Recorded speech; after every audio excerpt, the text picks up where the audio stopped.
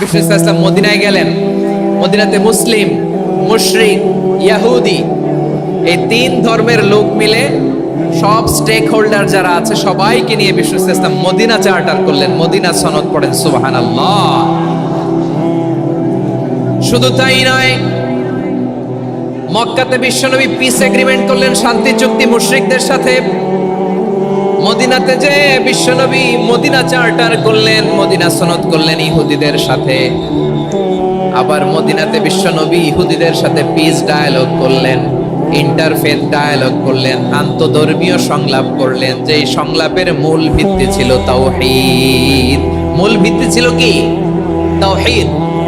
বিশ্বনবী ইহুদিদেরকে ডাকলেন, আহ্বান করলেন, কুল ইয়া আহলাল কিতাবি তাআলাউ ইলা কালিমাতিন সাওয়াইন বাইনানা ওয়া বাইনাকুম আল্লা না'বুদা ইল্লাল্লাহ ওয়া লা নুশরিকা বিহি শাইআন ওয়া লা ইয়াত্তাখিযা বা'দুনা বা'দান আরবাবাম মিন দুনিল্লাহ ফাইন তাওয়াল্লাউ ফাকুলু আশহাদু বিআন্না মুসলিমুন।